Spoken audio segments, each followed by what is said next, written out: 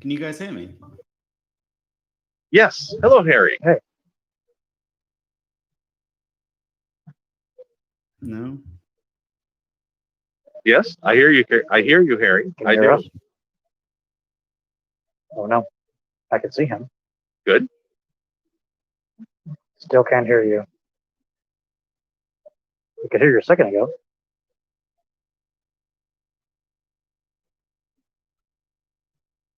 Getting chilly. Yes. Yes, it is. Okay. How about now? Good thing I'm sort of thick and Yes, now. I'm sort of thick and cool off very slowly. How's it going? I'm ready to join in if I can be heard. Yes. Yes, we hear you. We can hear you. Harry. Can you hear us?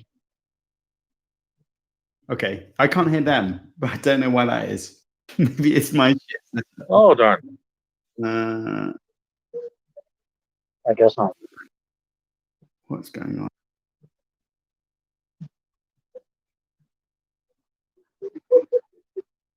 One second.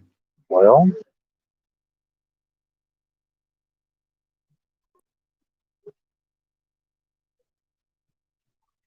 let us know when he can hear us, I guess. I do have him muted by the looks of it.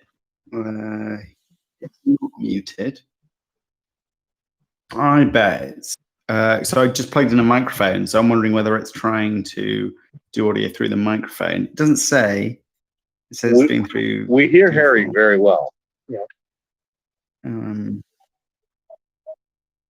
Yeah, thank you. I can't hear you. I don't know why I can't hear you. But, okay, maybe if I turn off my Bluetooth, because sometimes that can ruin things. Okay.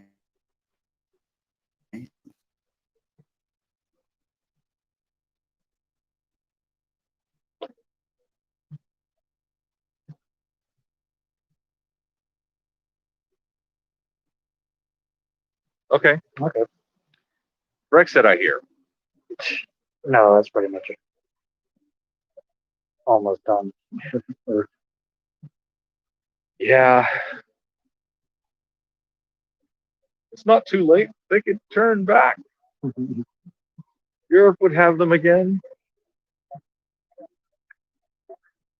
But I'm just a remoter. Oh well. Yeah. They don't let me vote in Britain, so my opinion doesn't count for much.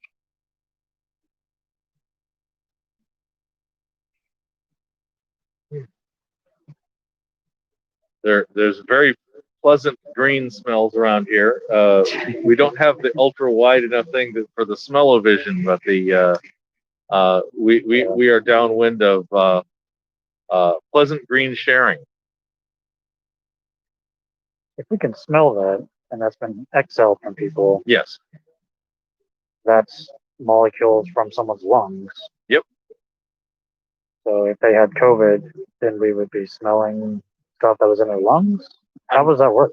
Okay. The stuff from their lungs is a volatile that is not being carried as a droplet, but is actually volatilized as a volatilized oil or something like that, and that's how we're smelling it. The particles are not virus sized; they can literally be molecular sized. They volatilize into a full gas. So it's a smaller particle or a larger particle? So a smaller particle. A smaller particle than a virus? Like, let's say you smell paint. Okay. You're not smelling particles of paint that are big agglomerations. You're literally smelling individual molecules. Mm-hmm. Hello. I'm smelling individual molecules? Yeah. Okay. And viruses are made up of a lot of molecules. Viruses are larger than that. So we're safe if we're smelling something that's been exhaled. I'm not going to guarantee you're safe. I don't know that you're safe. I'm saying that not as at risk. The indication of that you can smell a thing doesn't mean that you are necessarily exposed to virus scale droplets. Now, if I've got my really good mask on that I use for fiberglass, and I have it sealed up properly, I can't smell you smoking in front of it. Oh, that's good. And in that case, that we pulled all the way down to those kind of things leads me to think that virus scale particles are being filtered out. That would make sense. Harry, can you hear us? I can. So I tried to use a real microphone, like a real person, Yeah. and it didn't work. So now I'm using crap audio. You get to deal with that. Oh, Yep. well. It doesn't sound that different. How's it going? Wasted money then. No, not actually. I think that microphone is a Blue Yeti. Am I correct? It is. It is. It's a Blue Yeti. Yeah.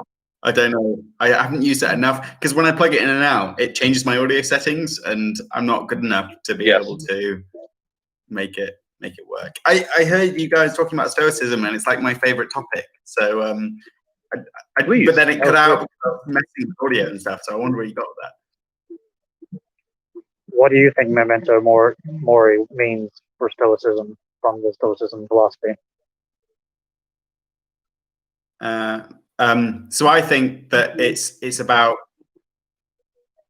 well, remember you can die, right? I think the Stoics were actually really crap with death. Mm-hmm. So I think that it says a lot about how leading a good death means you don't care. But I think the methods of not caring are not apparent. So Aurelius's journals talk, actually you could take them even in a nihilistic sense. So he says like I'm sperm 1 minute, I'm a human, and then I'm dust. So who cares? I'm going to die anyway.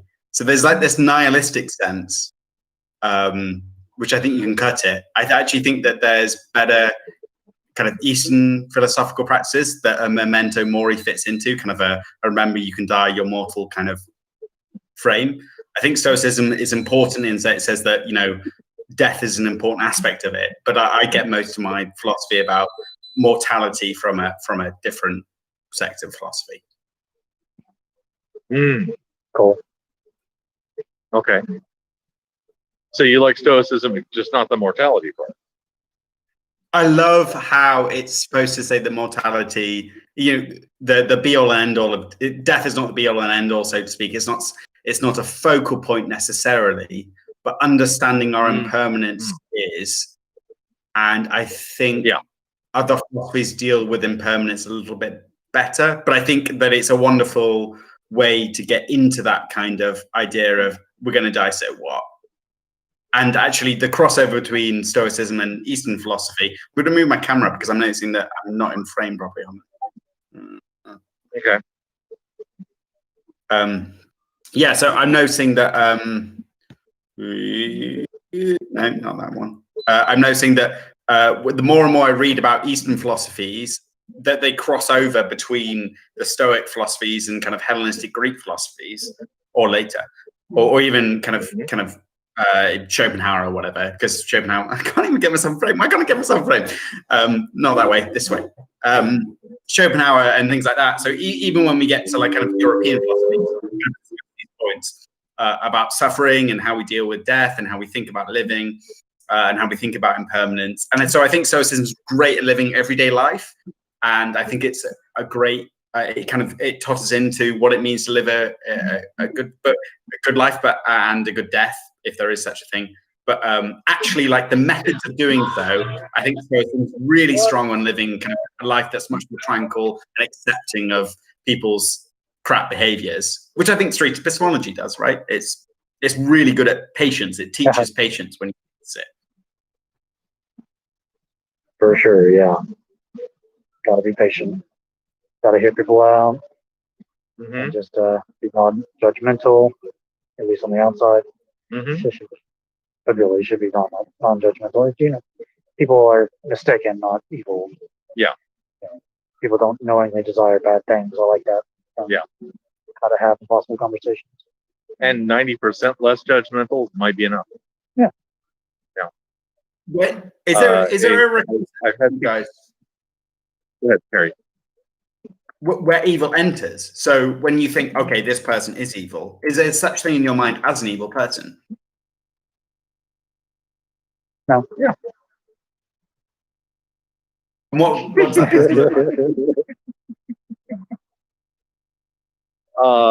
An evil person is someone who has taken a significant fraction of my in-group and decided that they are an outgroup and not humans to be granted rights and fair treatment. I think an evil person is one who wishes to make a lot of my friends into enemies. Okay. Yeah. Is evil like a state that can be taken? It's not like an intrinsic property of the person. I agree. It's not an intrinsic property. It's a bit like saying somebody's a criminal. Okay. It's not intrinsic to them that they're a criminal. It's just my opinion that they've done a crime. Yeah. And in the case of evil, I would say it's like crimes against humanity for me. And I'm a little vague on what exactly that means, because whether they're evil or not doesn't affect any of my choices. It's just a definition for me. For some reason, after reading Free Will by Sam Harris, it's like I have no excuse for thinking anyone is evil. Ah. I take your point. Yeah. Like, Yeah, for some reason, for some reason, that book just inoculated me from saying anyone is evil, because of like, yeah, I can judge someone's actions and then judge someone's beliefs. Okay. But then it's like, really, if I go down to like the core, it's like reality is just producing stuff happening, and we're part of that, and we have no choice ultimately. So it's hard to judge in that situation, and it's like I can't connect to judgment anymore. But Do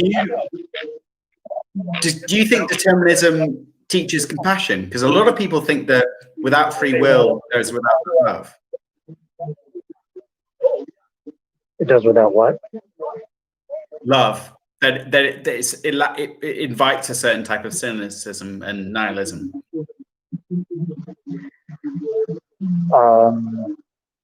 It can do that, I'm sure. But it's just, I don't know. Now we're just back to what is persuasive and what gets people to act morally, based on reason and reason and evidence. And now that's just a game we can play, even though we have no free will. And those are standards that we can apply to ourselves and others, all the while having in the back of our mind, it's still not something that we can lay complete blame on. So it's just kind of labeling actions and consequences of actions and beliefs. So it's like, if these set of beliefs produce these actions, then we need to get our beliefs in order and make wise choices and not believe as many false things, so that we can make more wise choices in life and have a better life. Do you think there's a case for violence? If that fails, in your mind, is there a case for violence? Sure. Self-defense, or on a societal level, there's a narrow corridor of tyranny versus chaos, and it seems like having a state have the monopoly on violence produces, as an emergent property, the ability to have liberty in a society. Like, tons of stuff is a good byproduct of having that, but having a state have a monopoly on violence. But then we can appeal to third parties in a fair process with checks and balances. A lot goes into that. So it's like we've now figured out methods and processes to produce better consequences for society and for ourselves. So has the free will essay/book, has that changed your perspective on free will and determinism? Or is that something that really was just kind of the end of the rainbow, so to speak? So it's actually just confirming an idea you already had in your head. I never really thought about it until I read it. Then I read it, and probably didn't even think too much about it at that point. But then I saw a lecture of his in LA, and then I kind of sealed the deal. And then hearing more conversations, through podcasts, it's conversation with David Lieutenant and other people. It's like I can't get around the arguments. I I don't want to put words in Jurgen's mouth, but I think that he approaches it in a slightly different way, which might be interesting to hear, which is more of kind of not a consequentialist, a compatibilist, perspective. If I'm getting that wrong, juggling, then correct me. I don't know. I don't know. I don't know which are the right words for compatibilism or not in this case. I actually probably need to read up more on Sam. I don't understand his position on free will as well as has been expressed here today. So that's on my reading list now. Fair enough. You'll have to tell me exactly which book it is I should be reading. It's really short. It's just free will. Free will. That's it. Free will. And it's basically an essay. So you'll read it in a couple of hours, juggling, at your reading pace. So it'll be. But he basically takes kind of I think it's called a libertarian perspective. I'm really bad at philosophy, so please correct me if that's wrong. But it is a will as a libertarian free will. So it is otherwise. That's how we define it. Thank you. So there's no daylight between these. It's incompatible to say that we have free will. That it simply doesn't make sense with our understanding of causality and the fact that human nature and consciousness seems to be connected to the natural world, and the natural world is connected to causes and past events. And so we are constantly making decisions based off past events, which is the very essence of determinism. Yeah, if some randomness is thrown in, randomness still doesn't get us free will. Right. And that's something that juggling. Randomness only makes hard determinism down. It doesn't introduce free will. Yeah. Good stuff. Any other topics, questions? We're kind of winding down here. Yeah. The sun is below the hill. Got another maybe 5-10 minutes. Yeah.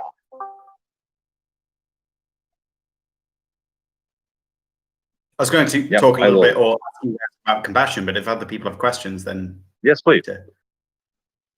Sure, go ahead. So what do you think, what are some methods, do you think, towards compassion? So we discussed, and controversially, I think, the idea of taking away or understanding or taking the deterministic perspective as a way of introducing compassion. And I think you said, Reid, that you personally have felt this, whether that is a kind of a bigger phenomenon. You said that I think that you were saying, I don't know whether other people would cut it that way. But what do you guys think about,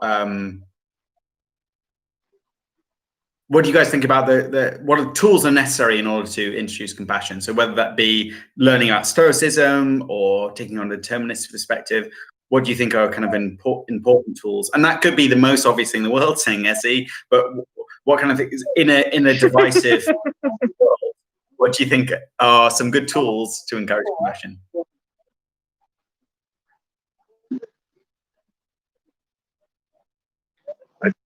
I'm a big fan of empathy for this one. And empathy, if you could put yourself in the position or a loved one in the position of somebody who's going through something where if you go along and you say, wow, somebody's having a hard time, and you don't have very much empathy for that, I think just imagine yourself or a loved one going through the same situation, and that might just switch the empathy switch on. And I think with enough empathy, compassion is a gimme. Yeah, I haven't read Paul Bloom's book Against Empathy, but it's like he warns about empathy. Yeah. It's not like he's against empathy per se. It's like he's against uncritical empathy. Okay. It's like just because you feel empathy doesn't make it a good thing. Right. That could cloud your judgments. I could bias you towards some type of outcome that could be even better for the person. Yeah. And I forgot the details of that argument. I haven't read it yet, but I've only heard podcasts. I don't know how that relates to compassion, but maybe empathy and compassion are close cousins or something. So But yeah, so he thinks of, so it's like saying he thinks of empathy like anger. So it's an emotion, and so 9 times out of 10 it doesn't serve a purpose, but 1 time out of 10 it does.